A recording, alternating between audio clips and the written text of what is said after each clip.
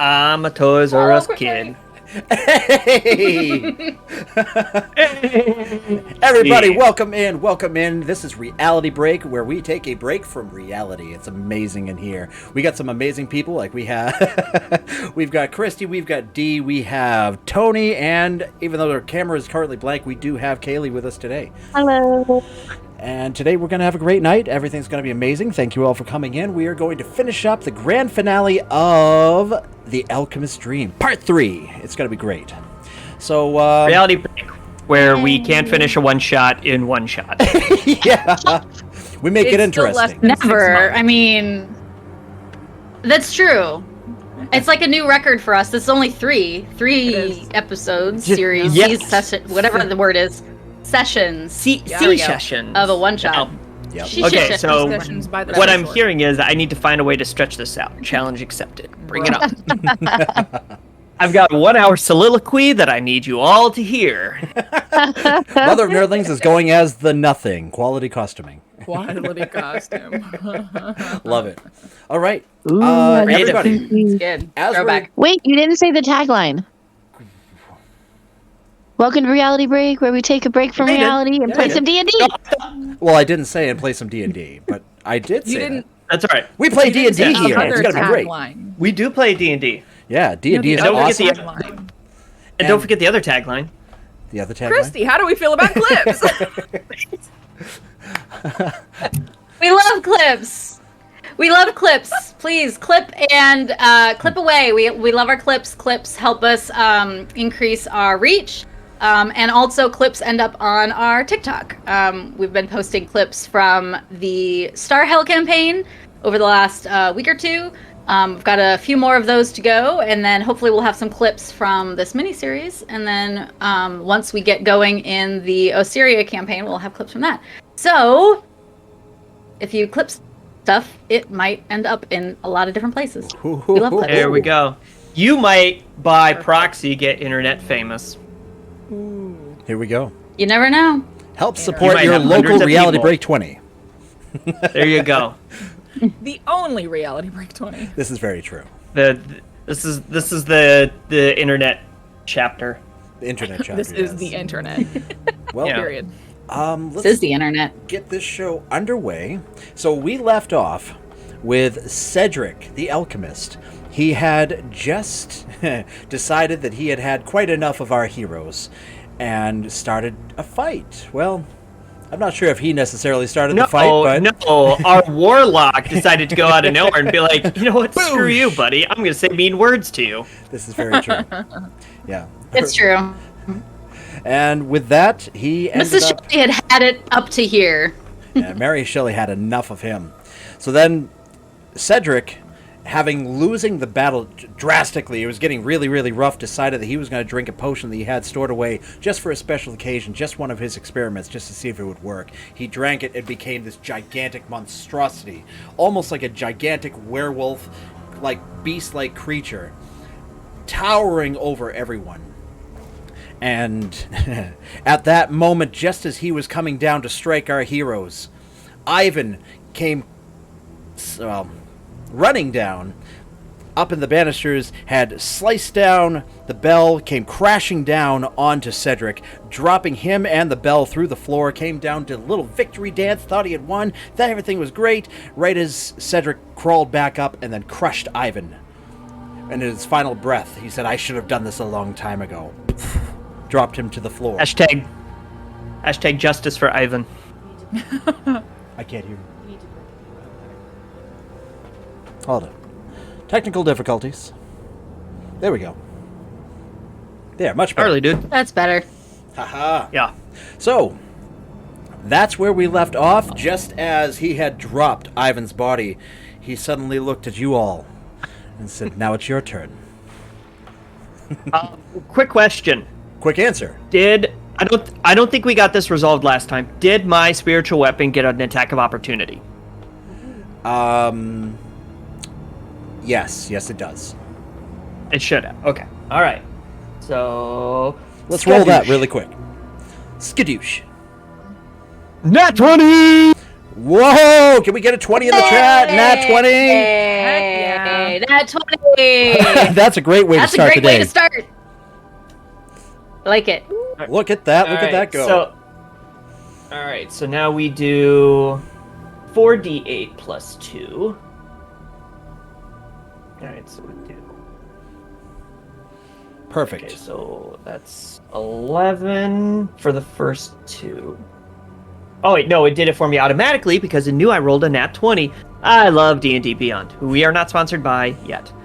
So that is 11 points of, I think it's just regular damage. Force damage. 11 points of force damage. Okay.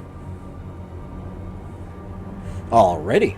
And that would have been in wolf form. All right. Perfect. So with that, My hex is still on him, right? Like, even though he transformed, the hex is still on him? the hex is still on him. He is no And longer. I still, Go ahead.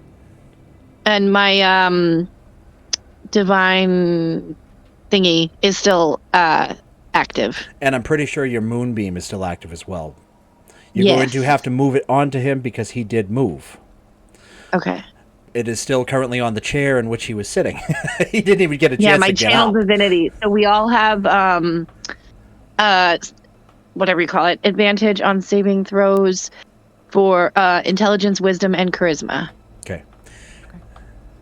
Intelligence, wisdom, and charisma. Interesting. And then with that, the other thing, there was one other thing. Maybe not. Okay. So, actually, because that was That's all his, that I have, yeah. that was his turn. He drank the potion. He ended up crawling up. He did the attack there, and he took one step toward all of you. And here we are. It is back up to the top of the list with Mary Shelley. It is your turn. Is it? It is. Okay. Yeah, because I didn't realize I was at the top of the initiative list. Yeah, Yeah, it's, because you did vicious mockery, and then you hexed and eldritch blasted him. It is Mary On your turn. and then Okay. Dethira on deck. Okay. So where is he in the room? Because I was like, what, 60 feet from the...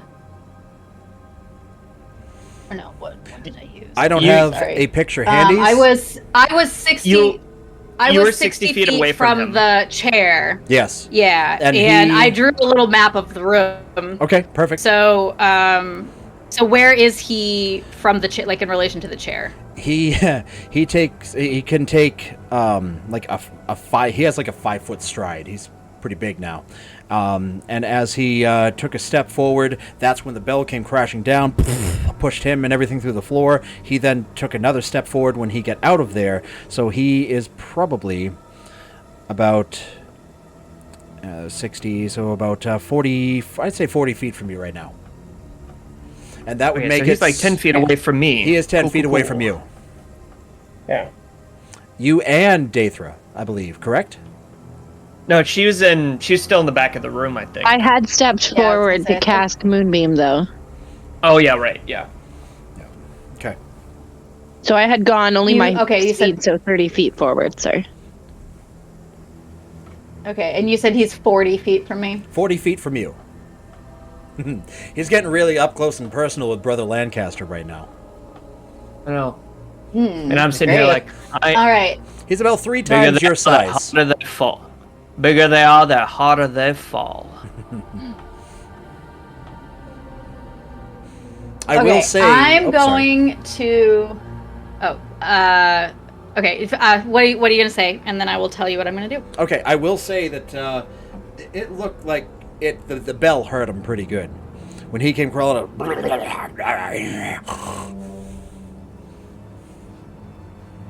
Great. All right, then I am going to cast Chill Touch, which has a range of 120 feet. So I'm gonna raise my hand, and as my hand raises, a ghostly skeletal hand raises in his space with like kind of a purple tinge to it. It's a ranged spell attack. against the creature to assail it with the chill of the grave. So Okay. I'm going to make a ranged spell attack. Come on, let me roll good. That was not good. That's a 10. That did not work. Okay, ranged spell attack.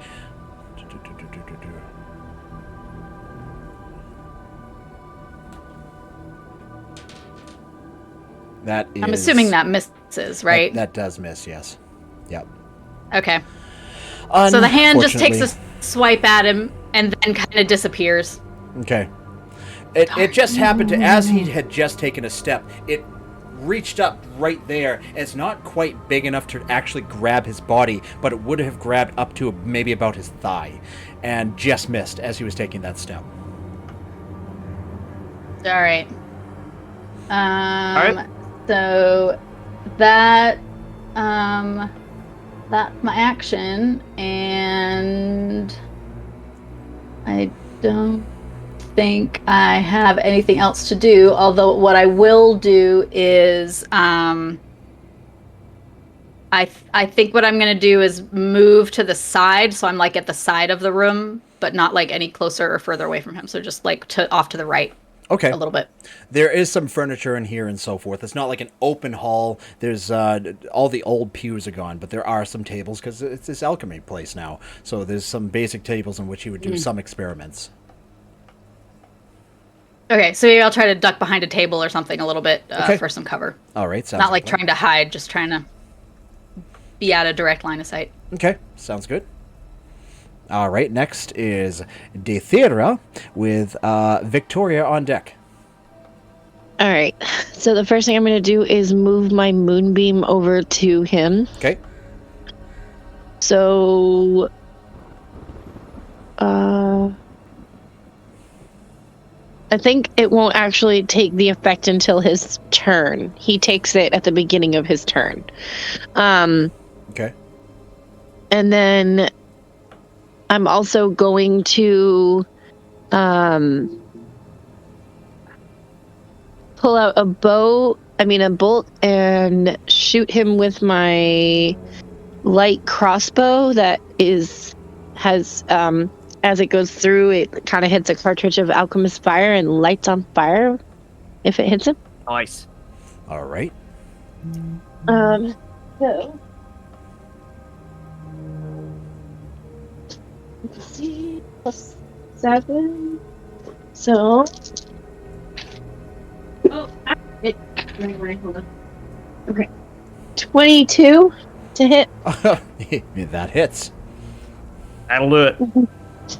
All right, so 1d8 plus 4, and then the 1d4 fire damage. So,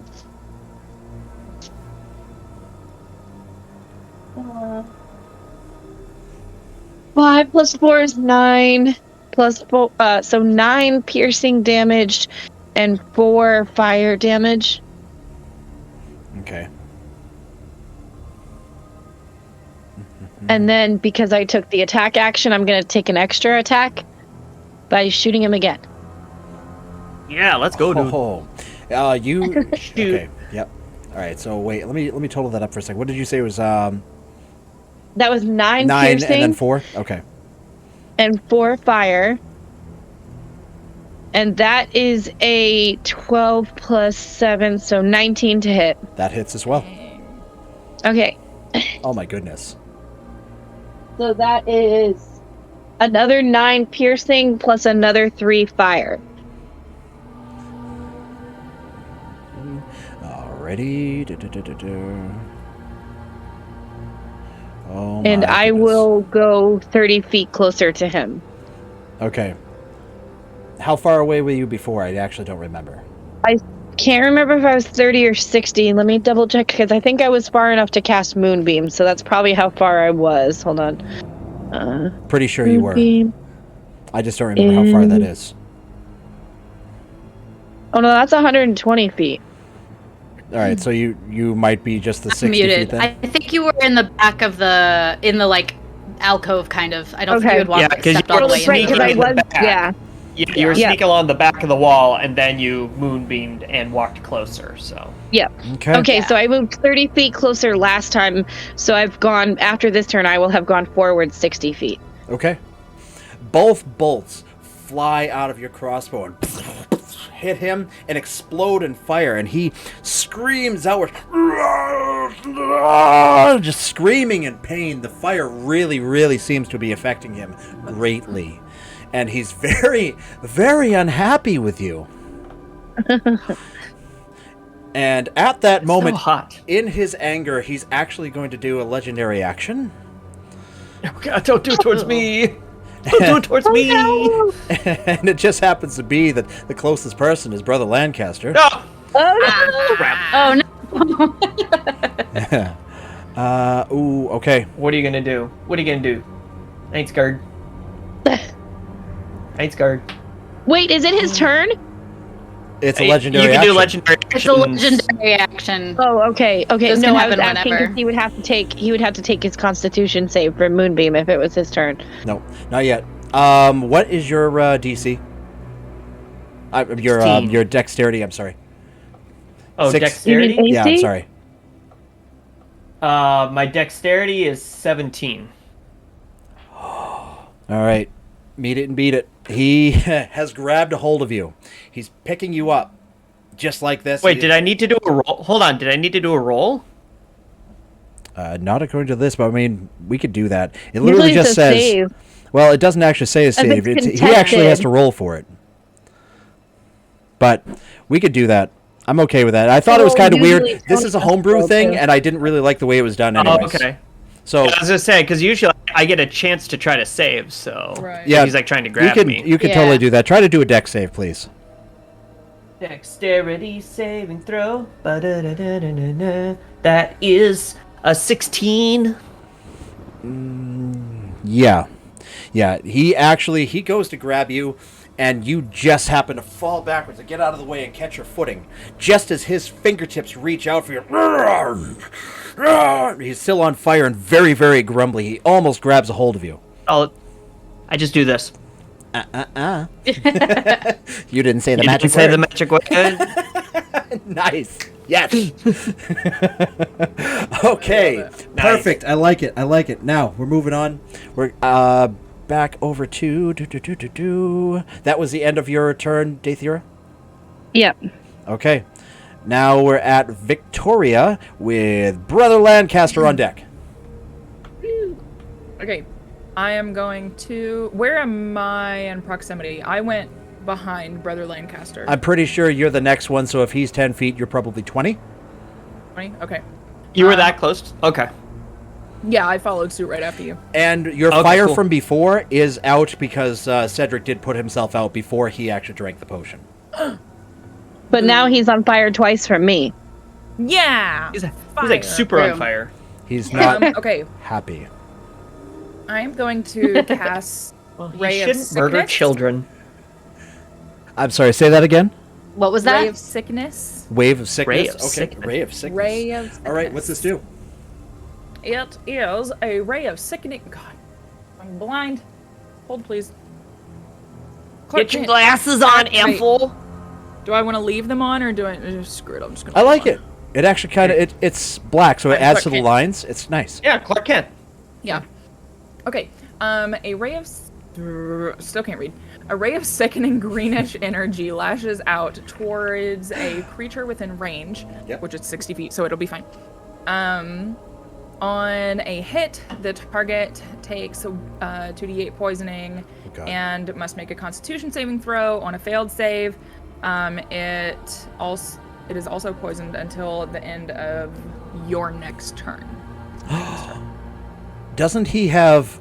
Wasn't there something as well that had been done to him that is it Moonbeam that makes it so that he has disadvantage with Constitution No, the saves? hex. The hex. The That's what it hex. was. Yep. All right. I remember hexed that. him.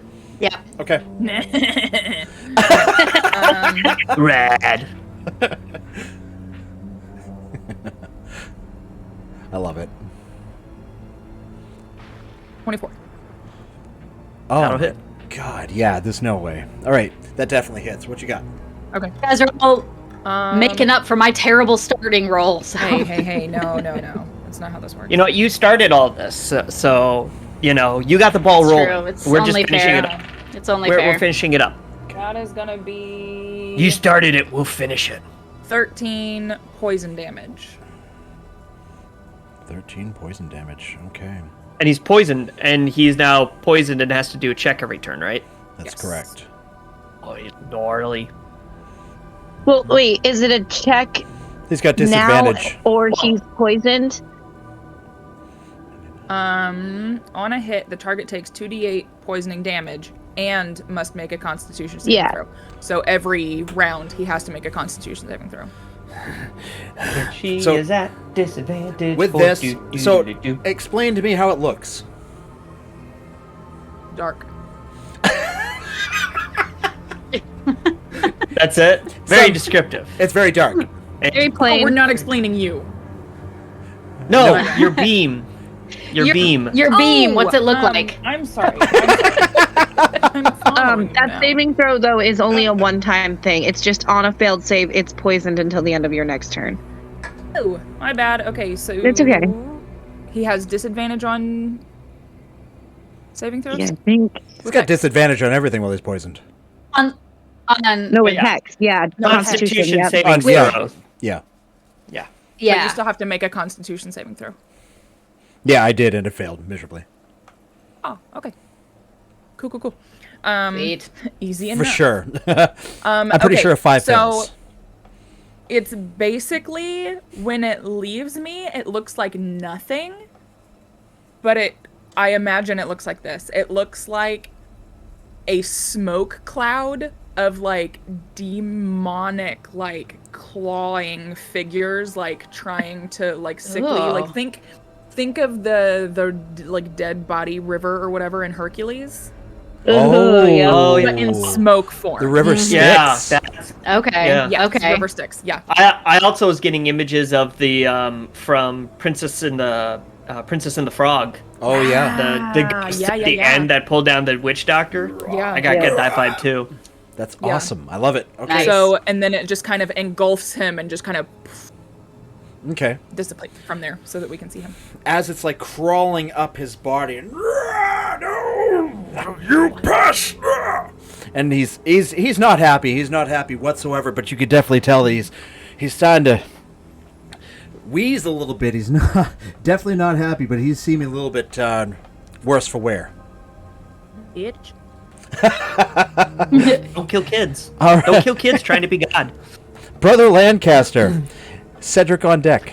All right. So 2 thoughts pop into my head. One, I see this wisp of thing go by me, and I go, "Good job. Weren't you a girl?" I forgot. You had done disguise me. You disguise Disguise self into Yeah. your former lover. So I'm like, weren't you a girl? It's Clark Kent. The, That's the yeah. disguise. the other thought I have is like, I don't know what my compatriots are associating with, but we'll have to have a conversation later. So what I'm gonna do is I'm gonna go 10 feet is too close, so I'm gonna back up 30 feet, and Okay. while I'm backing up 30 feet, I'm going to cast Guiding Bolt at a level 2. Yeah. With that, Nice. he has a reach. Now, this is something I actually didn't think of before. He has a reach of 10 feet. So because you're 10 feet away, An attack of opportunity. Oh. he does get attack of opportunity. He has Yep. disadvantage on all ability checks and attack rolls right now, though, because he's poisoned. Okay. Yep. What's your AC? 16. 16. And oh, that's a really good roll. Let's see if it's worse. Oh god, yeah. All right, that definitely hits. So he claws at you. He just suddenly sees you going away. He just claws right down at you, and he hits for Where are you? Right there. That's 10. So we're 14 damage. Ugh. So just as Brother Lancaster goes to back away from this creature. Cedric reaches down and slices at him with his claws and just happens to catch him and does a significant amount of damage for such large claws. Define significant. You, what did I just say? I didn't write it down. 14. 14. 14. Psh, I'm fine. Jeez. We're fine. All right. I'm still gonna roll with what I got because I rolled a 22 on my guiding bolt to hit. So, Oh, Yeah. God. so Nice. it wasn't a natural 20. It was 17 plus 5. So What level are you casting that at? I was level 2. So that's gonna be 5d6. And you... Oh, wow. Okay. Yeah, I'm telling Clerics you right do- now, casting that at level 3 is pretty much enough to kill almost anything. That's what I killed a dragon with on another campaign. Yeah. All right. Well, let's So see. what you're 46 saying damage is, total. on All that right. hit. So, Do this. ooh, a 5 and 2 4. So that's 17 radiant damage. Nice. Nice. Heck yeah. I think that's. And the next attack roll made against him has advantage. Oh my god. So whoever attacks Sweet. him next is going to have advantage. Okay. So as Brother Lancaster looks at him, I he know. backs away, he gets slashed across the chest, and he doesn't seem to care. He conjures up this lightning bolt and shoots it right up at him. It just catches him right in the face. Holding his face, he kneels down for a second. And just as he's getting up... Oh. And as a bonus action, Oh. I'm going to attack with my spiritual weapon. Oh But my wait, god. there's more. Ba ba ba ba da. Clerics are awesome, except they're kind of squishy. All right. All right. Where are you? My, Where are you, little buddy? There, my there you are. other DM All right. has decided that she must kill my cleric. 11 plus 5 for 16. Yes, that does hit. All right. So that is 4 plus 2 The for bigger they are, 6 the harder they force, fall. 6 force damage. I mean, True. that's what I said. All right. What I said. Why don't you describe to me how he dies, since he's at -4? Woo! Holy mackerel. Wow. That We bell did did a him, lot of damage. The Wait. bell did a lot of damage, and I don't think anyone missed hitting him. No. I missed. Mary missed with her spell. Dang, I was just about to. Well, Yeah. your hex, literally, Christy, your hex made him fail all those saving throws, Yeah. too. Yeah, That's it's- true. That's true. How do we get out of here? What's that? Oh, God, is that going to destroy us all? We're Well- all about to get destroyed. Tell well, us how he dies yeah, so that I Bill don't can think tell us that it how he means- died. Yeah. Well, let's find out. All right. So I imagine. So I blast the guiding bolt. I imagine into his face. So he's like blinded all over the place, and he's screaming around and like, "Rah, I'm gonna catch you. And then I just like kind of do one of these where I take the because it's my spiritual weapon is an oak branch, a big oak branch. So I imagine I just kind of guide it up and say, "We'll see you in the afterlife, good sir," and just right in between the eyes, like right through his head. Nice. Moonbeams on him at the Yes. same time, too. It was either going to be So he's you- like lit up like a Christmas tree. Yeah. Yeah. I'm actually curious. Is there a save for the moonbeam or not? Not that it matters at this point. It was a constitution save. Oh yeah, they're What? bad. Yep. Okay. So perfect. Right with that. Cedric starts rearing back, and he just falls backwards into the hole. And just as he lands at the base of the hole, he just explodes into green magical energy that shoots outwards in this burst. And you hear this explosion outside, and you're not quite sure what it is. You'd have to go outside to see it. But everything seems a whole lot less eerie suddenly. Things are a little bit less dampening on your spirits. All right. It's Oh, Silent and by the Hill way, after I do that, I go, "Oh man, that slash really hurt. Ow." that took me down to half health. That 14 took me Ooh. down to half health. So Holy it's like, crap. oh, that hurt. I All can right. come over and lay on hands and say, "Thanks for taking a hit, brother." So And I'll Is- heal him. as you're any time to deal with an unnatural beast like that. as you're all How standing much you there, how much you I'm giving sorry. me? How much did you get hurt? 14. I can heal it all. I get All right. 25 for my lay on hands. So All right. Back to full health then. Nice. Perfect. Oh wow. So just as you're all standing there and you can't believe this just happened, that seemed incredibly simple. That was a whole scary situation. You all handled it with great Don't fury say that. and epic Don't glee. say that.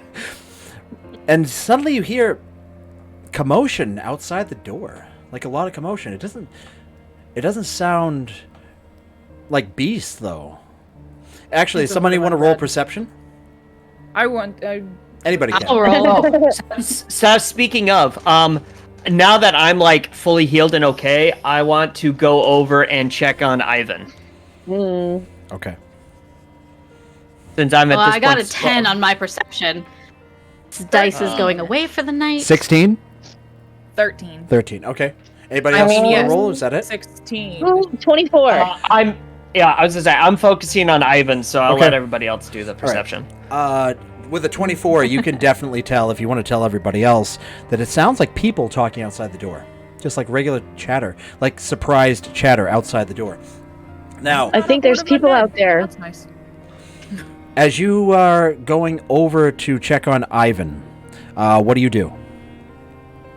I want to see if I have if he is in enough of condition that I can revivify. I don't think it's going to happen. His entire body has been crushed down to a balloon. His neck is twisted in a way that doesn't look natural whatsoever. His body is just broken, and I'm pretty sure his bones are disintegrated. Okay. But- Alright, well then what I will do is go ahead, I'm sorry. But as you get to him and you're going down, and are you touching his body? Yeah, I was gonna like when I did my initial inspection and go, oh man, he's not gonna make it, I was gonna like put my hand on his head and say a few words. All right. Why don't you go ahead and say a few words first? Alright. So I'm gonna say a quick prayer to Rilliphane.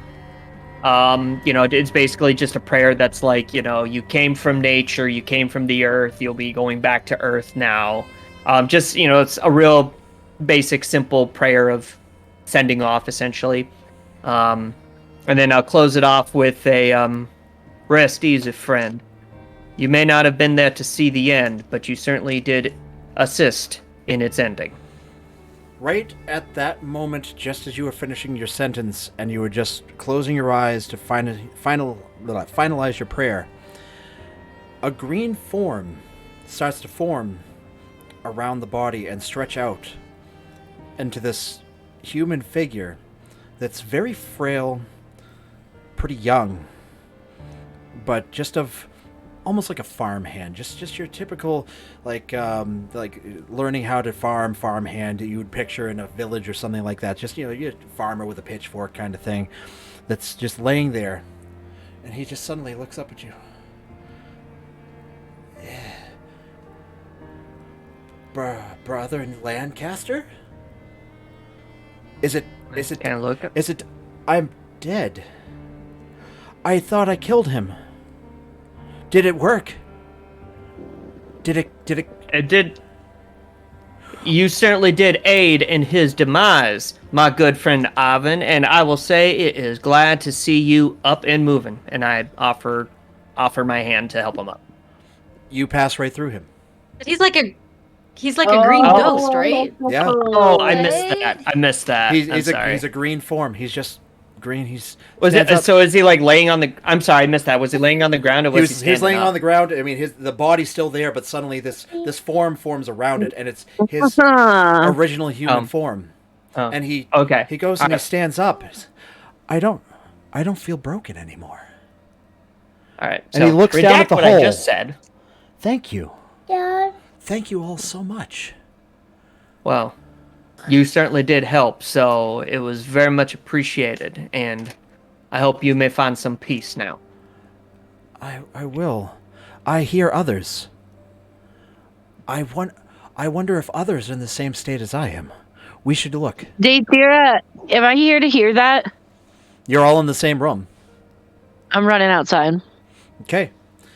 As you, I'm assuming you're going to run through, burst open the doors? Yeah, I'm looking for him. Just as you run and burst open the doors, you see green forms everywhere. You see all kinds of people that are looking at each other and chatting and, oh my god.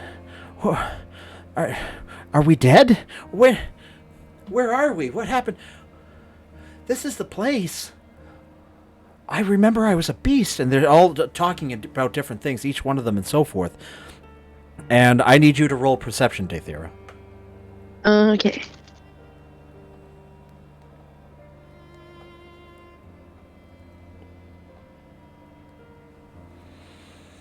That is a 15. As you go walking out... Remember, do you still have your hero point? Oh yeah, I can add on a +4 to that. Flip 2 Well- from Eric. Thingy.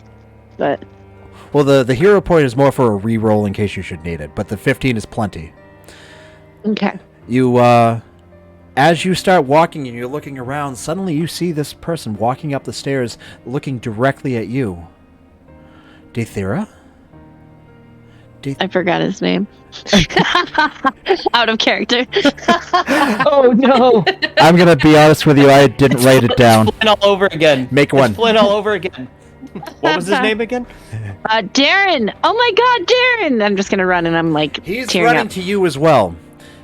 And just as you're getting close to each other, of course, you go running through like you're gonna be jumping at each other and hugging each other, and you both go pass right through him, don't you I? pass through each other, yes. And then he turns around and goes, well, I suppose that's better. That would have hurt. You always I did. kneel used to- down and I'm you- just like tearing up. You've always had a bigger hug. I've missed you. How long has You it don't been, even sister? understand. You're so grown up. It's been years. It's been years. Yeah, he is not your age. He No. is at the age that he was here. Yeah. Oh, and at this point, I'm walking with Ivan outside. So. Okay, absolutely. And he just Yep, I'd be following as well. okay. Yeah.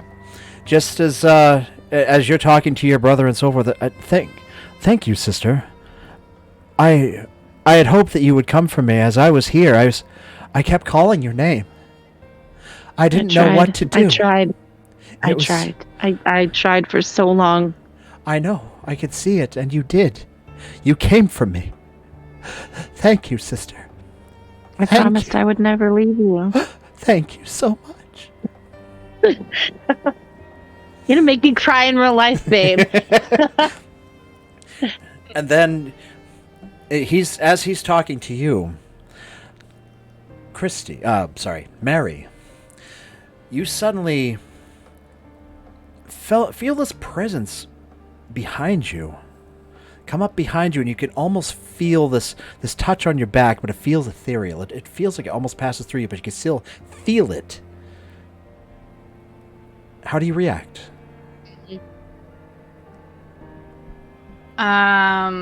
I would smile just a little bit and turn to see if I could see the presence behind me.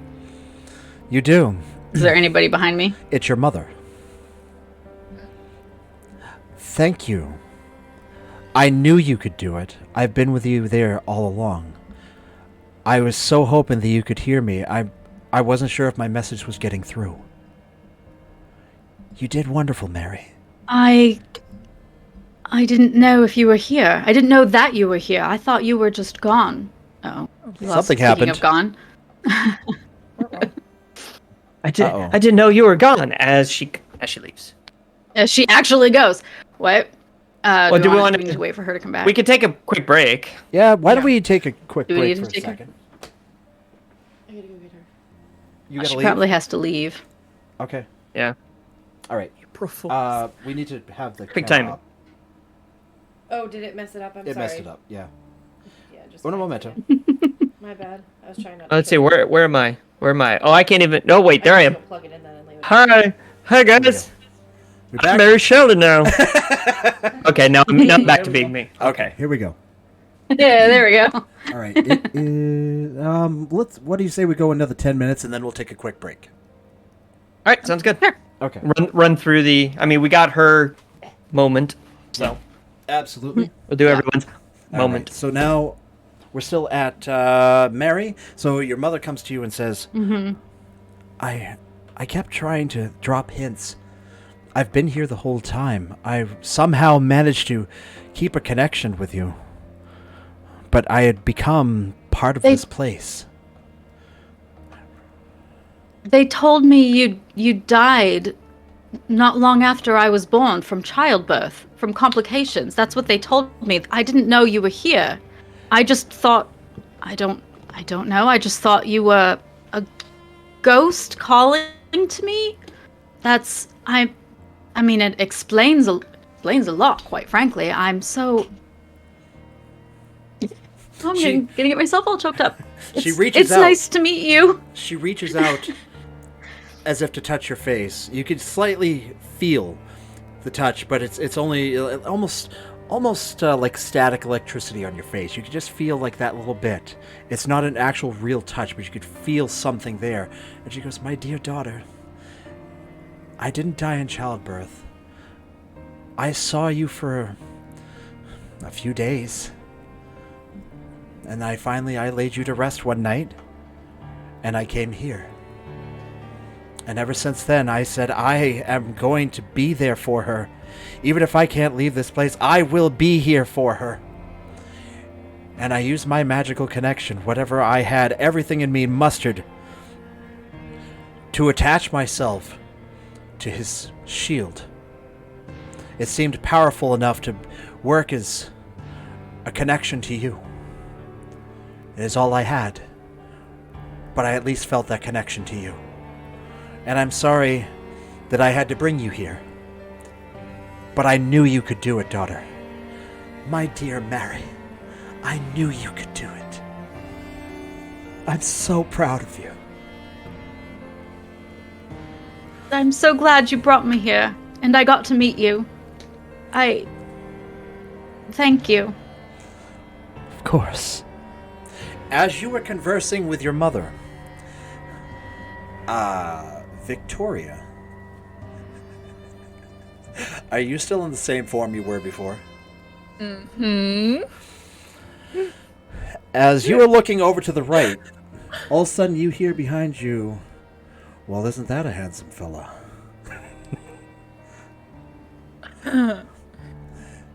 As you turn to look, you see this smoldering look, this slight smile, a little bit of stubble, and glasses coming down on the tip of his nose. Yes. Oh. You see Edward looking right at you. It's almost as if looking in a mirror, darling. I melt my form back into myself, and I attempt to throw my arms around him. I'm assuming thus just going through him. How much do you do this? I mean, I'm going for it. All right, I need to. I need you to roll a dexterity. Dive. Yeah, roll a dexterity. The Daytheria dive. I'm gonna. Is it? Hold on. Okay. 15? You're totally going, and as you pass through him, you suddenly come to your senses and realize, whoa, and then put your foot out in front of, just in front of you to catch yourself before you fall. And just as he turns to look at you, and he tries to catch you to save you. He's like, whoa. You know, that trick you just pulled there, I mean, you always did make me melt, but I never thought I'd see it myself. Oh my god. I need to draw like a teardrop on my face so that I'm sad. You are so beautiful. You're just as beautiful as the last time I saw you. It was my thoughts of you. They were the only things that kept me alive here as long as I was. How long were you alive? I did my best to stay alive as long as I could. But the time rolled right to the final hour, and I became one of those beasts. I ended up being taken out by some form of fae. I don't know what they were. Some kind of creature. But it was bittersweet. That little creature saved me from that horrible thing I'd become. And I just lay here and wait. For you, my love. Oh, how I've missed you. Your incredible beauty. Your face. Just as I imagined, just as I pictured. It's been so long. I just cry. I can't physically cry because my face will look. My face will melt. Well, then you'll melt. You'll actually melt. You will I actually melt. along with him. And just at this time, as you are conversing with your husband, Brother Lancaster. I'm just taking notes. I'm just like, oh, this, Looking it around. This has got to be saved for the records. As you're looking around, looking at all these people, looking at what you've done, this wonderful moment, this triumph of your life, this is the thing that you have come your entire life been studying for, to finally succeed in doing. Having struck the final blow, you have freed all these people with the help of these others, but with great success. And right at this moment, right at this triumphant moment that you're feeling, you suddenly notice that there's a little girl right down near your leg. And she's a gnome. She's much smaller for a gnome. She's very small. And she looks at you, Mister. Why, yes, ma'am. And I lean down. Like, I go down on one knee to try to get as close to eye level with her as I can. Okay, so she's coming up to about here on you now. Is that? Yeah, there we go. Yeah. So she's All right. just about your chest. She goes, Mister, are you the one that saved us? Me and my compatriots are indeed. And what is your name? My name is Pebbles. And I very much missed my family. If you should see them, tell them I love them. I got grabbed by that old man, and he thought I was useless, so he put a stone in my pocket and cast me out through that green portal into the beast. It was horrible. I was petrified. It didn't last long. But I knew someone would come and save us. And you are that man. Thank you. Thank you for saving us. Thank you for freeing us from this horrible place. I'm hoping now I can finally, if not see my family, at least go to a place where we can be together again. Is this my time? All right. Well, I will hold my hand out, knowing that if I tried to touch her, I'll hold my hand out and say, put your hand on my hand kind of thing. And I'll say, my dear young Pebbles, I will certainly pass on your message of love, and I know that your family out there has missed you severely. What I will say is, we all come from nature, we all come from dirt, and though your time may have been before what was intended, you are free to go back and live in a realm of peace and prosperity and tranquility, and there will be I imagine there'll be many fun things that will make you happy until your family is ready to come and see you. So, and then I'll throw on a little kind of what I same kind of prayer I was doing over Ivan. The whole, we came from dirt. A real faint prayer. We came from dirt. We're going back to dirt. All is nature. All that. And I'll look her in the eye and say, "Thank you for giving us inspiration and giving us hope to prevent bad things like this from happening to other folks." Thank you, kind sir. That was beautiful. You've brought a smile And to you- my face. And you are beautiful as well, young one.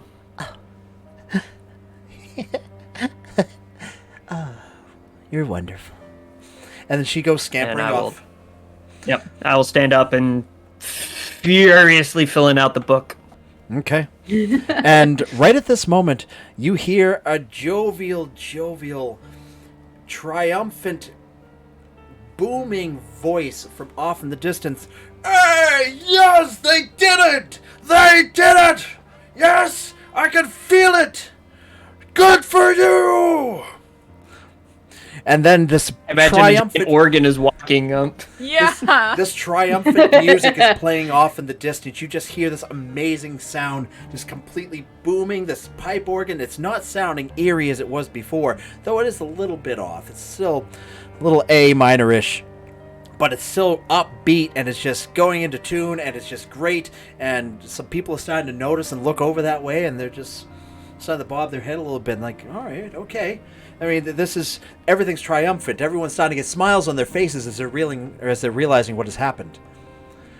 And then, right at that moment, all of a sudden, behind you, in the doorway all of you had just come out of, this light appears and these glowing doors open to a very, very bright light. Very, very bright. You have to kind of turn away for a second for your eyes to adjust because it's completely, massively bright compared to everything else. And then Ivan comes walking back up to you, Brother Lancaster, and says, It's time. We have to go. Thank you again. I'll see you in the next life, hopefully. Farewell, my friends." And he turns and he walks through the door. And then you start to see everyone, that they've all noticed this. They all, as if they're all being beckoned towards the door, they all turn and they start walking into this. As all this massive crowd, these hundreds of people, are flooding up the stairs, slowly talking to one another and looking at this, and they all just have this bright gaze, and they're just looking as if hope is in front of them. And they all just disappear into the doorway, just as the doorway closes. And as all of you are standing there, starting to wonder what's next, what's to become of you, suddenly the entire world, you included, all of a sudden just in a blink of an eye gets sucked into that doorway. And right then, at that moment, Roll initiative. God. I was thinking though bright. she's not here, I'm going to do Dathira first. She happens to open her eyes. Looking around, she's back in her treehouse, where her sibling, it was a private place, at the edge of their parents' property. She's right where she had fallen asleep. Brother Lancaster, you suddenly wake up startled. And you happen to notice that there's actually a sweat print on... Oh, thank you so much for the follow, Undead Reality. You happen to notice a sweat print from your face having been on the book. And you're starting to wonder if you might have some print from the book on your face. Right in the library in which you had been reading the Magnus. And Victoria, you awake on the couch in front of the fire with a human anatomy book flat on your chest.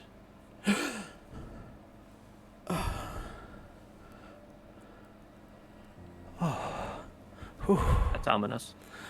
Right back in your home. Yeah. I don't know what you're talking about. And finally, Mary. You wake up in your own bed, startled. You shoot straight up out of bed. Well, just sitting upright in your bed. With your husband's heart still in a jar on your nightstand. The lights are all out. Yet That is also ominous. something seems off. It's as if you don't feel your mother's presence anymore. And you no longer have any magic. And that, my friends, is the end of the Alchemist's dream. Yay! Let's go. Stream clap. Hey, stream clap. Right. Break time, and then Yeah. break it We'll down. take a quick break, and we'll be right back here for some commentary, for some questions, and yeah. So we'll take a quick 5 minute, and we will see you back here in 5. Sorry, that was weird. Awkward. 5, 4, Yeah, 3, save 2. all your Welcome to 5 and questions. see you in You have 3. Save all your questions. questions. Yeah, because I got questions. I got questions. We got all the questions. I got questions. all the questions. You better ask it now. All right, here we go. Dun, dun, dun, dun, dun, Be right dun, back. dun, dun. Am I the only BRB, as the kids.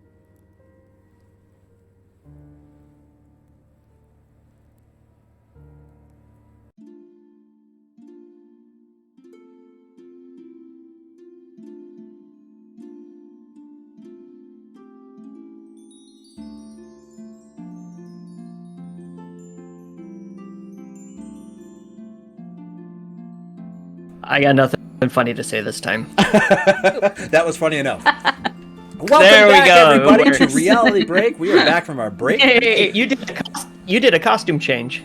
I did do a costume. I just noticed that. Yeah. Absolutely. Oh, Which relax. just took like taking it off, but it was very, very just hot. took the. I But bet. yeah, I only got to touch on it for a second, but thank you so much for the follow, Undead Reality. It's great to have you here. Welcome to Reality Break 20, where we play a lot of D&D. Everyone's great here. We love clips. Make sure if you can find anything you want to clip, make it happen. How's the Go to the sound? link tree to follow our. Go to the link tree to subscribe to our YouTube channel, which we got plans to put content out there, and follow our fantastic TikTok account, which is crushing it. Hundreds of views. We are cool. Hundreds of thousands of views. We are so cool. All right. I want to be cool like that when I grow up. Well, you got it mastered. Now everybody wants to be cool like you. True. There you go. All right, so now comes the point of our show where it's questions and answers and Q&A. Anything you have questions for me, for any of the characters, please shoot. Throw it up in the chat. We'll be sure to answer it as it pops up. And also, anybody else has... I imagine everybody's got some Q&A. Nope. Unmute. How about I unmute myself? Because I'm not on a conference call circa October of 2020.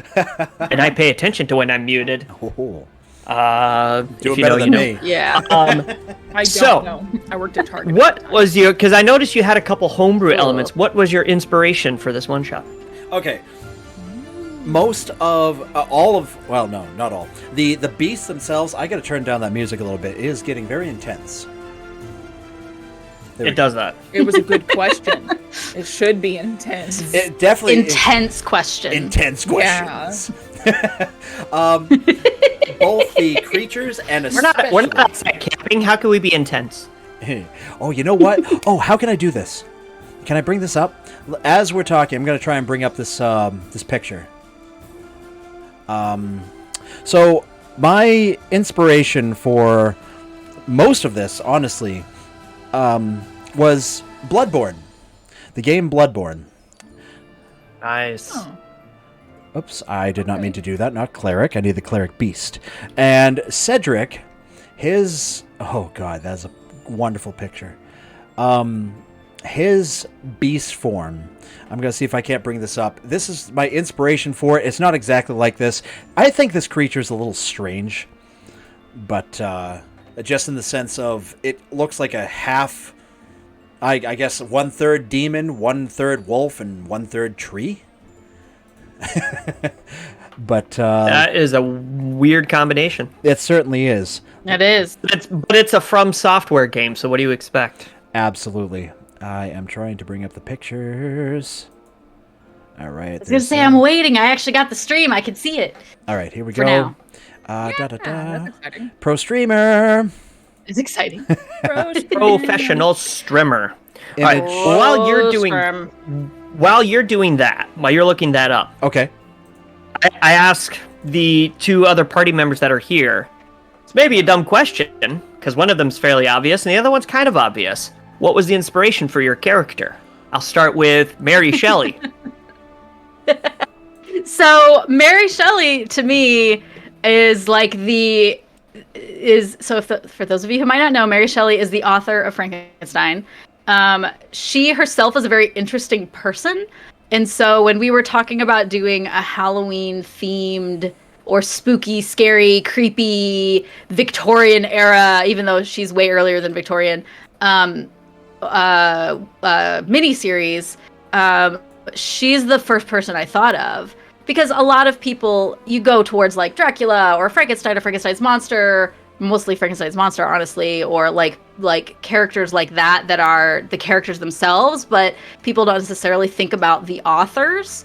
And the authors themselves are often like, there's a reason their brains come up with that stuff, you know? And so Mary Shelley herself is a very interesting person and has this like, and that's kind of why I made her a warlock and why I made her patron be the Undying, because death like follows her in a weird weird way. Like she used to meet up with her husband before they got married, before they got together, because they actually didn't get married for a long time after they got together. Like by meeting up on her mother's grave. Like they would meet at her mother's grave and like hang out and make out and stuff like that. And then she had several children that died very young, and then her husband died very tragically young, and so like death seemed to follow her. And that comment about the husband's heart in the jar, that's actually a thing they found in her desk after she died. That she had his ashes and his heart preserved in a jar or a silk bag or something like that. I don't remember exactly the details, but like that's a real thing. So she has this weird, like not quite a cult, but just sort of like one step below a cult kind of like vibe. And so I thought that I don't know. Keeping your husband's heart in a jar after he died seems.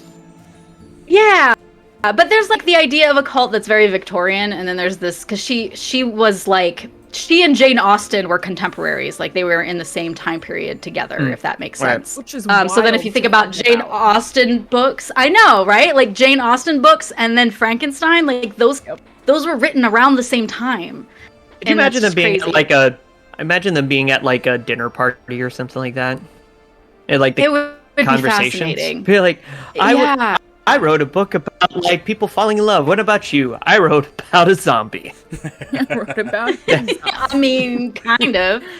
It's just she's always been a very interesting character to me.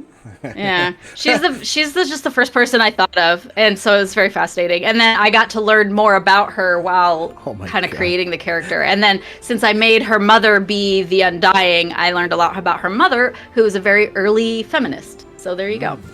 Yeah. Little history lesson for you. Go Google Mary Shelley. She's really interesting. Bring out the jar. I'd like you to meet my husband. Oh, look, he likes you. Yeah. I tell him all the time. He's all heart. He's all heart. He wears his heart on my sleeve. God. Oh no. Jesus. So what about you, Victoria? I was gonna say before we pass it over to Victoria, for those who don't know the story of how Frankenstein was written, Mary Shelley and her not actually husband at the time, Percy Shelley, were guests of Lord Byron, and they got reined in one day, and Lord Byron challenged everybody to write a ghost story. And Mary Shelley really struggled with it initially, and then came up with the idea for Frankenstein and started writing it as a short story. And then Lord Byron and her husband encouraged her to write it into a full novel. So there you go. That's awesome. Nice. Speaking of Frankenstein. Smooth transition to the inspiration for Victoria Frankenstein. Hey. So Frankenstein's actually my all-time favorite book. I have read it multiple times in 2 languages, German being one of them. But that's awesome. Weird flex, but okay. Well, it was a gift, but that's okay. No, that's actually really kick-ass, to be honest. It was fun. It was difficult. There was a dictionary involved in 2 languages actually, because I lost track of both. Yeah. But yeah, so it's not the easiest book to read. Also, I apologize for my voice because it just keeps going in and out, and I can't control it right now. Better? Yeah. Better. Okay. Sexy, I know. So when when Christy when Christy had said something along the lines of possibly doing Mary Shelley, I was like, ooh. Well, if the goal is to choose something Halloween-esque or like spooky-esque or whatever, I was like, well, I could be Frankenstein's monster. Or, because like you could play like a barbarian that's like practically undead, you know, kind of a situation. But then I was like, you know what if I just gender bend like Frankenstein? And so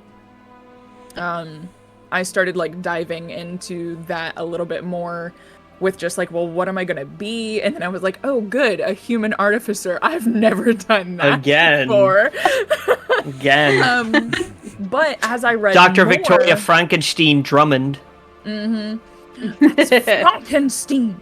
But yeah, so it was one of those things that was like, okay, well, as I read more and more about the different types of artificers, because I play an armorer in Tony's campaign, the Alchemist was literally just Frankenstein. So it was just kind of perfect to be like, oh, okay, yeah, this is what I'm gonna do. But yeah, so it just kind of all fell into place. I had no idea what I was gonna do until she said Mary Shelley, and I was like, oh, I need it. It's awesome. I need it. That's so good. What about you? So good. So Yeah, what about you? Brother Lancaster. So I cheated a little bit because I went with. So you guys went with very good storytelling with your characters, like, what would be an interesting character to play. I went with what's going to be really helpful in a Halloween-themed one-shot. So, Well, boom. I tried to do that too. I have like all these like things that do extra damage against undead. I didn't know what we would be fighting. I'm like, Yeah. I could. Same. So Yeah. I did kind of go that direction. I just picked the character first. So I went with. So I figured out all the technical stuff first. So I'm like, obviously got to be a cleric. Obviously got to be life domain, because screw the undead. So then from there, it was a lot of like, what kind of character would fit that kind of motif? So for me, like, quite literally, the first thing that came into my head was Lancaster Marin, who is the old priest from the original Exorcist movie.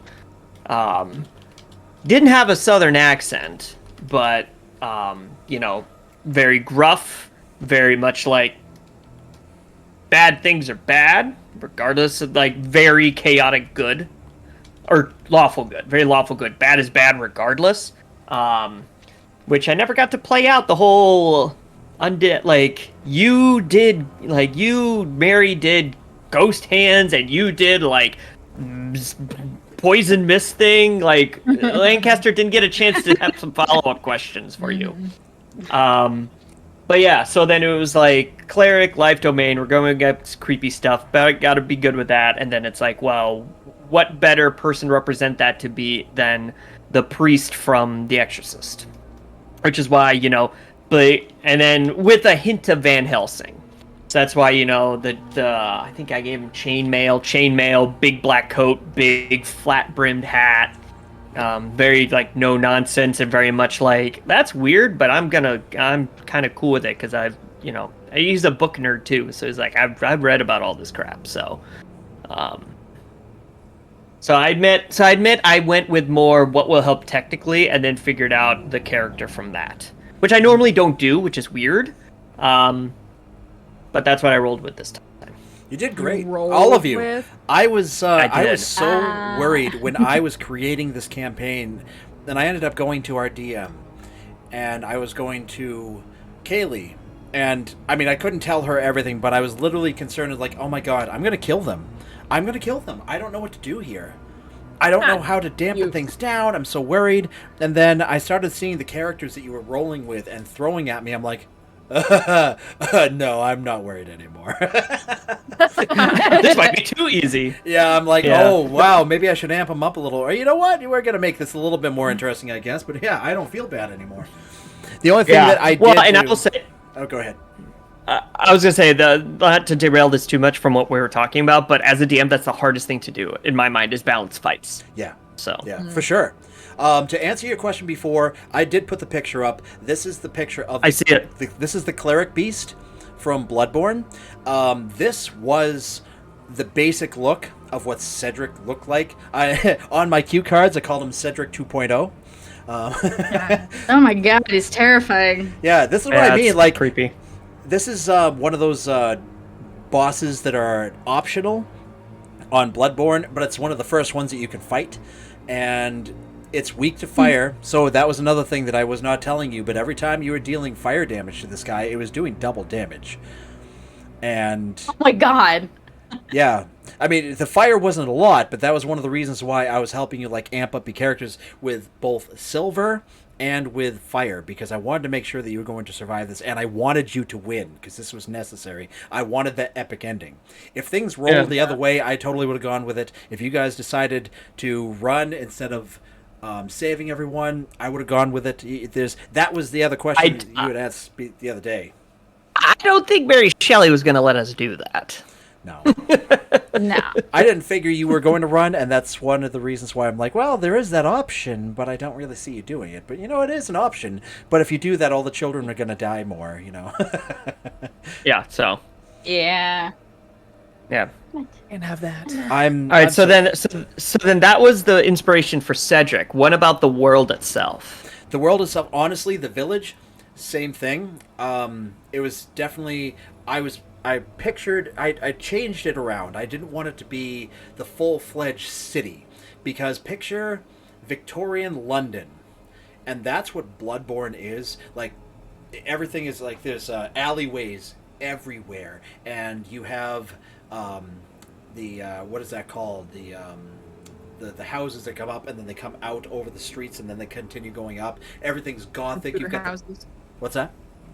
Tudor houses. Yes, you have that everywhere. Everything is covered with wrought iron, and it's got spikes coming out every which way. It's so gothic and so nifty looking, and I wanted to dampen that down to a village, and then I wanted to make it so run down because it should be like centuries and centuries old. But then again, maybe not. It's been there for a very long time. Time was completely formless here, because the Alchemist could pull from all times and realms and so forth to pull people in here to go get his things. But one of the big things I was fighting with is like, okay, now I've created this nifty idea, cool, but why? Why is it like this? What would happen? And then I was thinking of the whole thing that, well, he had gone and he had nabbed some very very taboo ingredients to potentially make himself into a god, and the gods were not happy with that, so they completely secluded him there, but they didn't want to just completely destroy him themselves. It was just one of those things of, we're just going to some hero will come along and do this because we really shouldn't be interfering. We've already interfered enough, just taking him up and setting him aside, almost like picking up a toddler and putting them in timeout kind of situation. So then they allowed him to start pulling people in, because when it comes to the mortals and dying and so forth, it's not a matter of well, we don't want this mortal to die, but that one can die. It's not about that. It's life and death is not necessarily meaningless, but it has less meaning to them than it does to us. So I figured that was just something they were allowing to happen until finally the right combination of heroes would come and save the day. Yeah. Which happened to be. Happened to be us. I gotta say, That's true. most of the red cap reminded me of a red cap in New York Consul. I am unfamiliar. I want to know more about Eric. Eric, The mimic. The Mimic. Perfect, because actually... Yeah. All right, this is actually... I actually forgot this name was Eric. That's what you get, Mr. Improv DM. Yes. That was one of the things I didn't write down. I'm learning as I go. I gotta write everything down. I did write everything down besides. In fact, I might have actually written that down. Because the funny thing was, in that very moment that when you asked what his name was, I actually had a name. His name was Henry. But I'm like, you know what? It would be so much more fun if they named him. So I went with it. In fact... Eric. Yeah, Eric it is. But, so Eric... That was my creme de la creme. That was my epic moment. I've been so excited since the very moment that I thought him up. I'm like, there's no way. That was my time that we talked about before, that, with a DM, you can picture it like a circle. You can have many circles put together, but the characters have to come to a point. There's no way around that point. No matter what you did, you were going to go see Eric. Because that was my thing. You were making it happen. I absolutely fell in love with that character before I even made him. I didn't even know what his voice was going to be. I'm just like, oh my god, a mimic bard. I was so excited. I'm like, I've never seen one before. So I'm going to make him. And I was just so excited. It was great. That's awesome. Yes. He was also from New York. Yeah. You know, From the Bronx. did everybody get a chance to listen to the music that I had playing for that? It was pretty cool. And it's so funny because with the No, I music that didn't. oh no, I'll have to send that again, but with the music that was playing and with the way that you were dancing, Tony, it was perfect. It was right to the beat of the music. It was awesome. I was like, yes. Nah. It's I'm so a bard at upbeat heart. and What can I awesome. say? Yeah. There you go. I- Gee, it sounds like someone might need to go back and clip some of that, perhaps, Yeah, so some that we clips can would be save great. it for posterity. Ivan reminded me a Also, bit in of case you Erwin didn't from Little know, Demon. you can make clips from VODs. Just saying. Yep, you can. Yep. Absolutely. And it's funny, Jeff, Ivan, actually, you saying that, going back and watching VODs and doing clips, that's typically how I get my clips. I found to be the best way to do it. Yeah. There you go. But Jeff, Same. My character, Ivan, I'm not sure how many people have seen the movie Black Cauldron, but I completely... Yes! Oh my god, I haven't seen that movie in so long. I based him completely off of Creeper, the little goblin guy with one eye. Yeah. Yeah. That's Yep. awesome. Yep. That's awesome. I totally want to make a better version of him, but it's like, Yes. What can I do for you? you know. Perfect. The voice is perfect for it, too. Love it. Yeah, it really is. All right. So, what was one check that you thought we were going to do but didn't? Well, I had things lined up so that you were going to not get much information out of Eric. He was actually going to require that you go get him some food. Okay. Okay. Oh. Yeah, that was going to be one That of the would have things. made this whole thing a lot longer. It would have lasted Yeah. a lot longer. And one of the main reasons why I was directing you to not go directly to the farm was that you wouldn't get the warning of the undead cows, and you weren't going to be able to get in without a severe amount of damage. Yeah, so there's going to be some Okay. things that, because as it was, both with his warning that, yeah, if you could find a way to bring him back alive, I mean, that would be cool, but they're not. You know, between Sneaky. yeah, between that and I also made it so that you could see that one of the beasts had just died and they had just impaled it and so forth right near the fence. I was making Yeah. it quite evident that that beast just saw some dead cows in the field and was crawling over to go munch on them and died because that's one of the things. You can't tell that they're not dead. You can't tell that they're not going to become animated until you get close enough, and then they spring up and then they charge at you. And if they charge at you for 10 feet or more, you take a lot of damage. That's one of the reasons Yeah. why their challenge rating is so high, because they do a ton of damage with their horns. They're gorging with their horns. Yeah. I love cows. My favorite part of Eric's Yes. conversation with them, who are you? Well- Who are you? Back and forth. Yeah. Well, I was excited when we started talking about the undead cows because I have a lot of cool stuff, like some of the spells and stuff that I had added did extra Yeah. damage to undead things. Yeah. I know, I did Looking too. forward Like, to getting to use some of it. yeah, I know. That would have been handy. I had a lot Um, of twists and turns that were all added in and so forth. I was going to have you actually fight some of those red oozes, but that was going to be like a very basic thing. But I was going to have them kind of slither down a wall and just kind of like plop right next to you or on you, depending on how you rolled.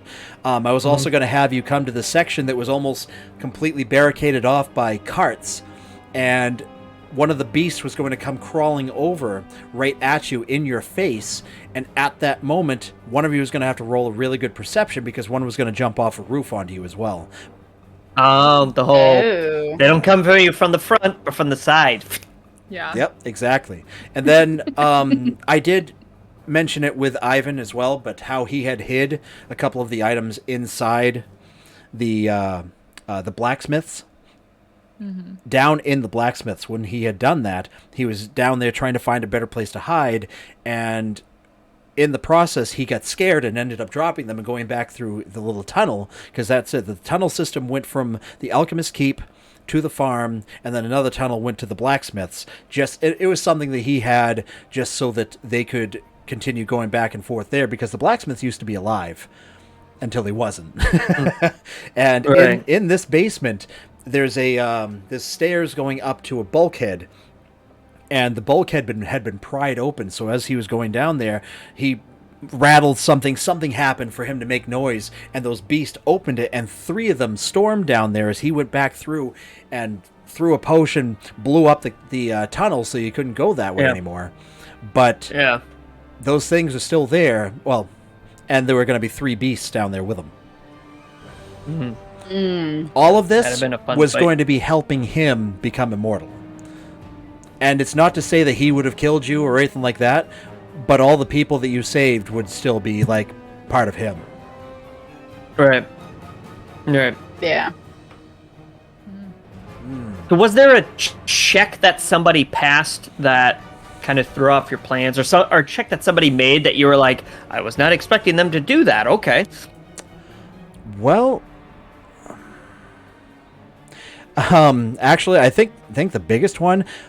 So I made it specifically for it. That was my thought with the one shot, is that you all will have perfect opportunity to battle if you want. You don't have to. You didn't have to battle a single thing if you didn't want to. The only thing that I was going to have you actually have to battle was to go kill a cow and drag it back and feed him. And that was going to be it. Otherwise, you were going to have to battle Cedric if you went that route. But Right. otherwise, no, I was going to have it. So that's why it's like there were plenty of things around there. I don't know about you, but in video games, I love it when the NPCs fight other NPCs. You know, when you have these beasts that are crawling around, and you also have the Fae that love blood, and they love the smell of blood, they love all these things, and they're there for that. That's all they're there for. They're for the chaos, they're there for the blood, they love this. That's the only reason they're there. And they don't care if it's beasts or other people, that's what they're there for. So they're fighting each other, you know? And that was going to be my whole take with that. So, honestly, when I was wondering what she was going to do, but it was a perfect reaction when Kaylee's over there and she's like, Moonbeam! And blasts that thing. I was just like, yep. All right, I should have seen that coming, I guess, but I was not expecting her to use any of her spells yet. I was like, you're going to need that for Cedric. Yeah, well, it sounded like there was a story behind that for more than just in our campaign, or more than just in this one shot, that she had some prior issues in other campaigns with red caps. So Yeah, red caps are nasty. In fact, the prior portrayal of a red cap that we had was more that they were mushrooms, that they were red cap mushrooms. And they still, you know, Mushrooms, they yeah. swirl their heads in the blood and so forth like this, but so do the purple ones, so do the green ones, and so forth. It's just a matter of how powerful they are, depending on the color. But the first portrayal that I had seen was this. I don't like how they portray it in the book, that they're like very lanky and so forth and tall. They're supposed to be short. They're supposed to be like gnome size. yeah, But they've got boots. that's kind of what I pictured. They're like the size of their legs. They're gigantic, and they're super strong for how big they are. So question in the Yeah. chat. what do we got? During this or other campaigns, how often do players and or DM have plans or ideas that they never get to use? All the I have one. time. Go ahead. All the time. I have one for this one that I was really proud of, this like little thing that I had worked out, and I was like, if I get to use this will be so cool. Because since I was a human, I did a variant human, so I got to take extra feats. One of the feats I took gave me Devil's Sight, which is dark vision that is whether it's natural darkness or magical darkness. And then I took the spell Darkness that would negate night vision for yeah. So, So like, basically, you could do darkness. Eldritch Blast to an unseen attacker all the time. Well, yeah, and so I would be able to cast darkness, but I could still see without any disadvantages. But any bad guys that had dark vision would not be able to because the spell darkness negates dark vision. And I was like so proud of this little like thing I had worked out, and we never got to use it. No. Yeah, it's funny you mentioned that because I read something on, I think it was on Twitter this weekend about, or maybe it was a couple days ago, I don't remember, about how doing that as I think it's as a warlock, lets you like cast Eldritch Blast on people, like even if they can't see you, and you get like surprise attack damage or something like that. That it was that instance where it was Devil's Eyes plus darkness. So yeah. Yeah, because Devil's Eyes is one of the Eldritch incantations. And so I had taken which you get for being a warlock. So I had taken a feat that basically gave me an Eldritch incantation in addition to the ones that I get naturally for being a warlock. And that was what I chose with it, because I'm like, I could do this really cool thing, and it would be awesome. Yep. But we never had an opportunity to do it, so that's And fine. honestly, if you had made Ideas it to for next the time. if you had made it to the blacksmith's shop down in the basement, I mean, that would have been the perfect time to do that, honestly. And besides that, there wasn't really much of an opportunity. To put it in perspective, this cleric beast that you're looking at, if it wasn't crouched down the way it is, if it was standing, your head might come up to its kneecap. That's roughly how large he was. I mean, hunched over and so forth. And honestly, I don't like the rib cage thing on this, but a beast like that. Yeah. But yeah, I saw that when you made it. I'm like, oh my god, these characters are so powerful. I was so excited. For DMs, I mean, you can speak about this specifically, Bill, and you already kind of talked about a few things that would have been planned out that never got to use. Yeah. It happens quite often for DMs, where you expect people to do something, so because of that, you kind of have something planned out, and then they go in a completely different direction, and you're like, all right, well, I'll just pick that up, put that back in the back pocket, save it for later. I mean, just to show you, these are all the cue cards I had for information. I probably got a good 15, 20 here for different things I was going to do. And different... I probably ended up using 7 of them, maybe. And I had all the stuff that I was going to be setting up. And just in case you went over there, just in case you did that, I will say, if I didn't mention it before, that everyone was trying to unlock that door. And... if you had rolled to unlock it, it would have been fine. You would have gotten in there, but it would have been a total waste of time because it was going to be nothing. The red herring. We would have known. That's key. True. We would have known there's nothing there, Very so there was true. nothing sneaking up Yes. behind us. Yep. That's key. Exactly. So there was a lot I was trying to do with, moving things around. So in fact, actually, that was something that I ended up talking with Kaylee later. It's like, if somebody had rolled a 20, they were going to have to unlock it. I mean, it was definitely a very fancy special lock and so forth. But she said, well, even with that, people don't have to actually unlock it when that happens. It's like, oh, you know what? That's a really good point. I was thinking you could actually have it so that, you did unlock this very complicated lock, but something's barring the door from behind it. Yeah. But then the problem is, this group, we would have been like, all right, we got to find a window to get in because there's something in there. Yep. Oh, there's a door. I'm the DM. Let me take the door away. Yep. Because that door. We're gonna bash that. We're gonna bash the wall where that door was because we know there's a door there, And you're gonna find a hole in the side of a building. and we're gonna spend an hour trying to fix it. Yep. Sorry. So 6 what about you, months D? Was there later. something? Was there something that you wanted to do or had built with your character that you were excited to use or didn't get Not to use? specifically. Would have No, liked to. I got to use everything. Honestly, Nice. I really wanted to use the what did I decide to call it? Bess. The gun that I had. I named your gun. Bess. I love your gun. I do too. I did homebrew it into that. It's not in a campaign or anything though, so it's just sitting in the world. Yeah. Yeah. But I might refine it and publish it. It is so cool. Nice. It really is so It's That'd be cool. awesome. basically a hand mortar mixed with a blunderbuss. So Yeah. it's like a tiny hand cannon that shoots magical. Well, not really. They're scientific. I picture 'cause I them am as being about scientific. marbles about this size. Yeah. Maybe like slightly larger than a golf ball, and inside is like this swirling, almost shimmering, just the swirling lights. Yeah. And then we chose, what was it, green for yours?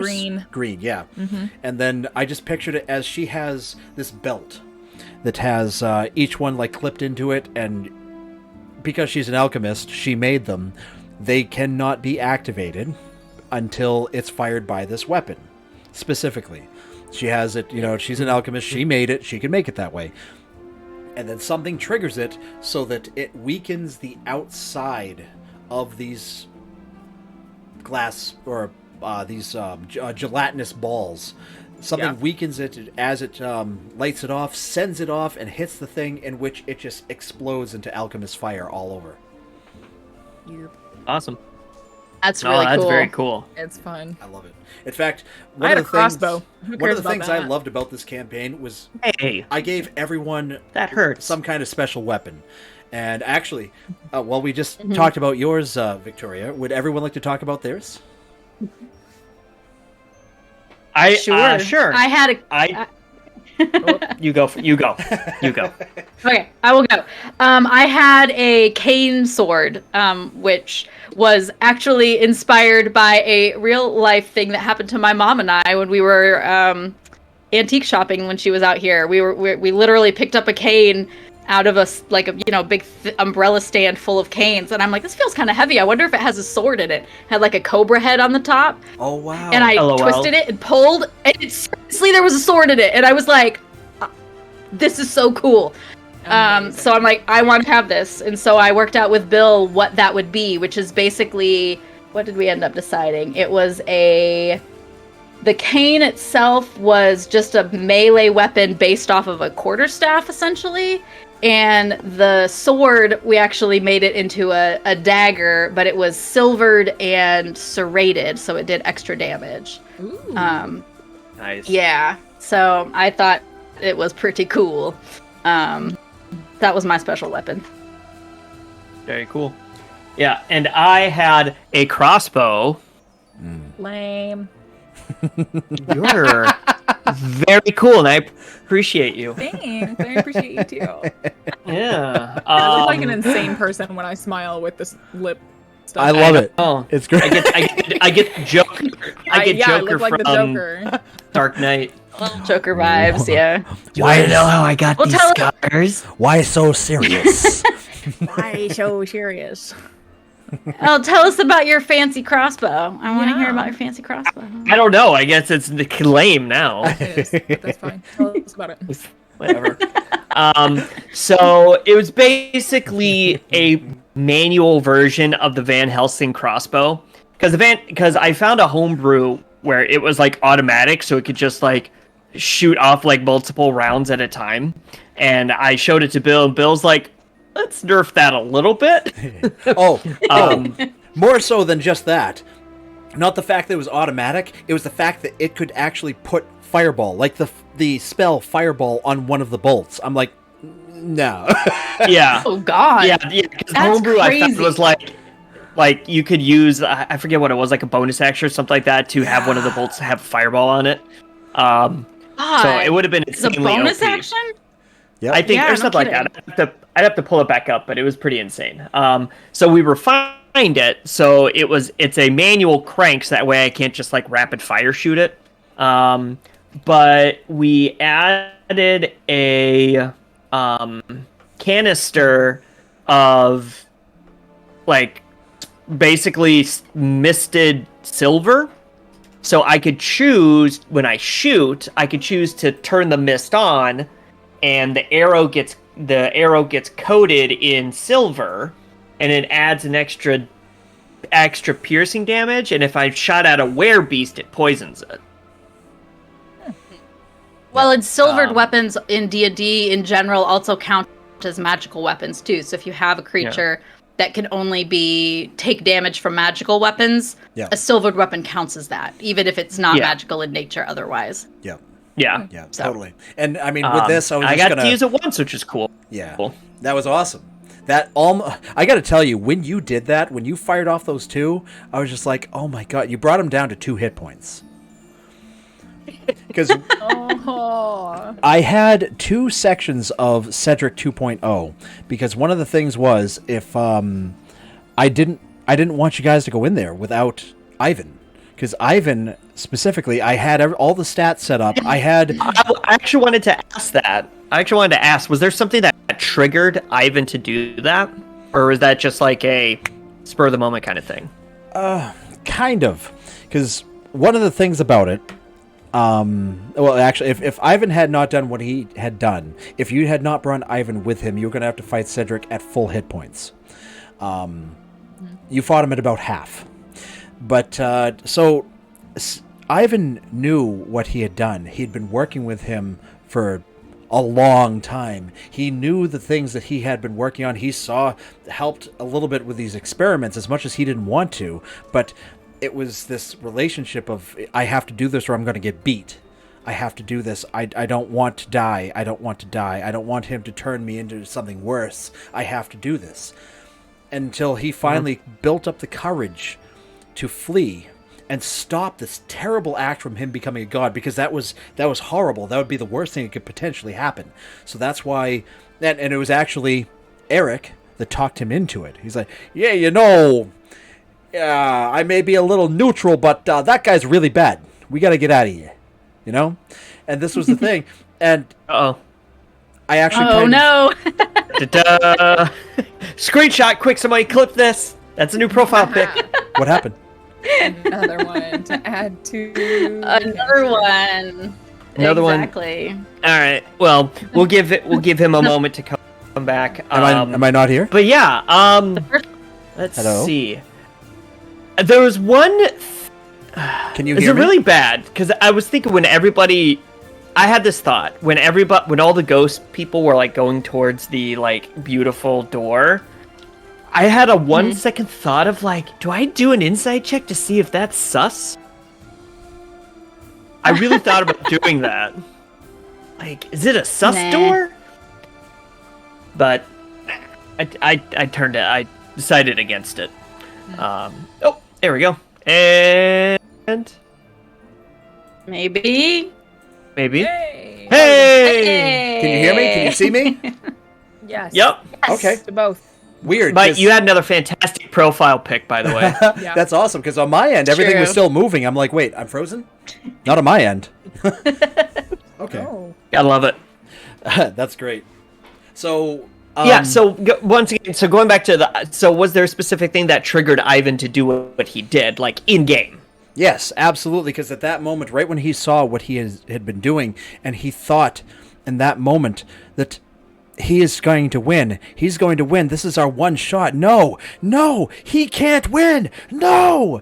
And he built up enough rage, and he finally it was like his heart broke out of that cage that had been put in by Cedric for so many years, and he finally built up that courage that no, I have to do something. And that's when he started cracking away at that bell to crash it down on him and hopefully kill him, because this is no, he will not win. Okay. And it was at that time Right. that's why he came down, was so excited. It was less about even caring at that point. It's like, yes, I have to see this because I did this. He can't even believe Yeah. that he just did this thing. I just built up courage Sure. I've never had before. Yes. Well, That's why he was doing Yeah. a little dance right before he died. yeah. Oh. Well, that's why I ran over, thought about doing Revivify, because I'm like, I've got that diamond. I could revivify him if I'm able to, and obviously I was not. So, And it was at that moment. so what? I'm sorry. Go ahead. Well, it was at that moment. That was his greatest moment. His greatest moment in his entire life. He had a very, very long, painful, horrible life. And this was the first time that he stood up to Turd Man.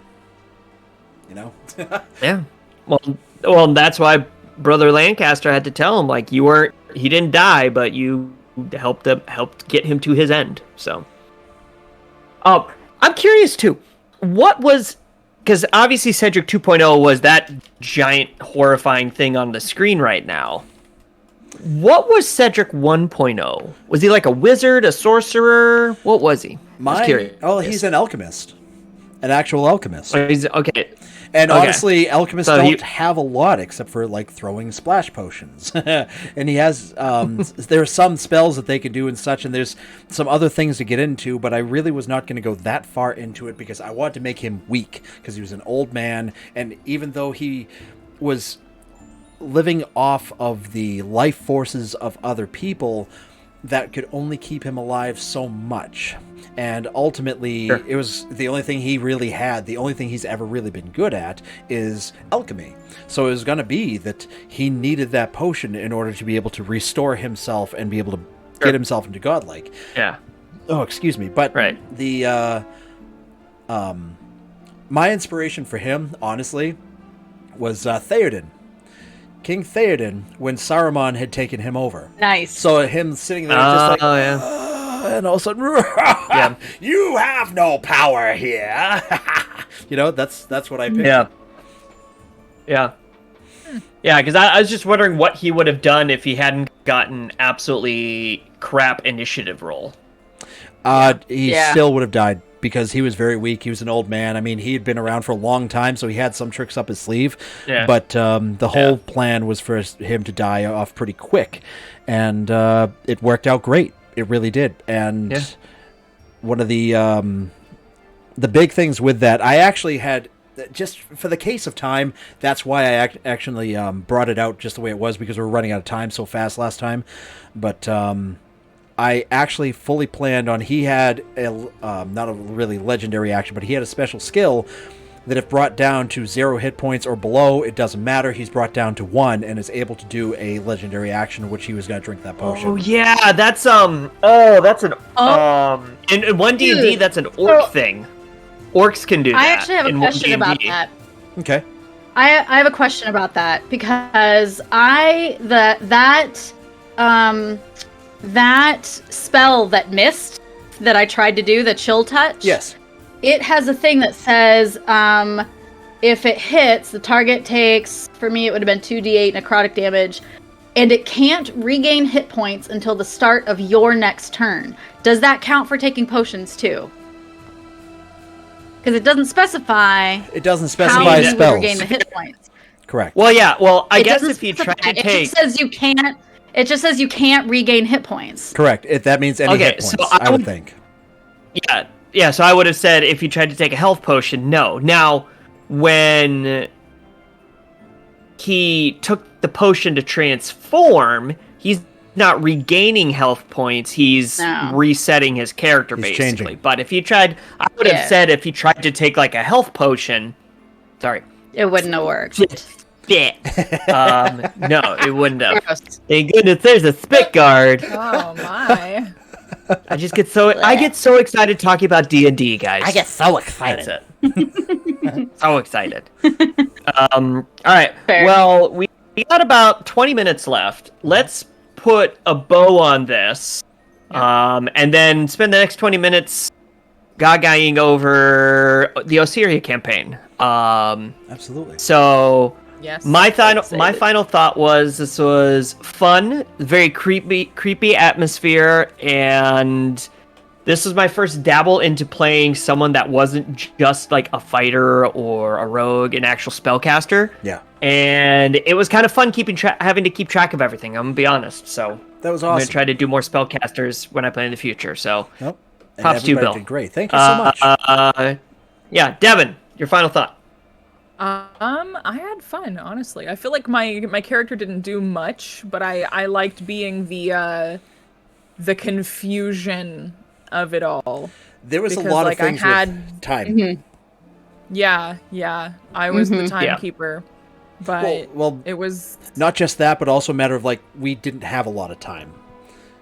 oh Like, well. I yeah. mean, I still Yeah. could have done more, I'm sure, but it was just one of those Well, things. you were I the one liked- that I like that you were always like but- let me look inside. Yeah. Yeah. Well, I That's mean, the thing. I was that just gonna say the whole interaction with you and Eric, and like I want to see inside you. I loved that. That was so good. It's like, hey, Well, getting a little personal, that was aren't we? what I wanted. Yeah, that's what I wanted to bring was the whole. I am a human. I am a doctor of medicine. So like, the whole thing with Frankenstein and Frankenstein's monster is I want to know more. I want to know more. You know, Yes. there Yeah. can always be that next thing. Yeah. And so I Sure. was trying to think, and I was like, okay, well, if I am a non-magical person getting brought to a very magical place, what would my instinct be? And that is to know more because Yeah. I know nothing. Yeah. But yeah, so that was You did great. that was a You lot did of fun. absolutely wonderful. You role played it out. I loved it. Thank you. Yep, for sure. Mhm. Christy, final thoughts. I thought it was really cool. I had a lot of fun. The concept was really interesting, and I thought it was very funny that we all instantly mistrusted Cedric. And Especially if we'd found his last name. If yeah. he told us his last name up front, we'd have been like, Serpent? Oh, yeah. Serpent in your name? Well, Really? Yeah. yeah, like it's a little yeah. I just thought that was kind of funny, and it was I really enjoyed it. I thought I definitely think it could have been longer and it would have been fun, just as fun. Yeah. So Yeah. Oh yeah. it was fun. It I was think good- this it was a could good time. I like the definitely be- spooky atmosphere. It's very Halloweeny. Yeah. I think this could definitely be recreated in some fashion or another. I think it was great. I actually, Yeah. before we did move on, I wanted to touch base before we have any more final thoughts. We didn't actually get to touch on Dathira's character or her special weapon. Oh, yeah. So Yeah. Oh, that's true. Kaylee wasn't sure on what to do for Halloween. She's like, I really don't know. I can't think of a Halloween-esque character. So I want to make a hero. I want to make someone that's going to be a hero in this situation. Someone that is kind of like what you were doing with Brother Lancaster, Tony, where I want to make someone that's going to be this is going to be the spot to be there. And I actually ended up telling her a little bit about your character. She's like, perfect. I'm going to be from Eberron as well, and my brother got taken, so I did a little bit of studies with this. I'm like, oh, then you both might know each other. But either way, she was a full-fledged paladin. She was playing the hero, and her ultimate weapon was her sword. It was a sword of sharpness, I think it is, and basically, no matter what, it does max damage. It hits, it does max damage every time. Wow. Handy. That's awesome. That's Yeah. Jesus. I like that. Very handy. So the fact that she just didn't get close enough was probably his helping Well, thing. Yeah. Yeah. Well, also Moonbeam is incredibly Yeah. Right. handy. So All of A Yeah. little bit. All of you were so powerful. I was just like, oh boy. all right.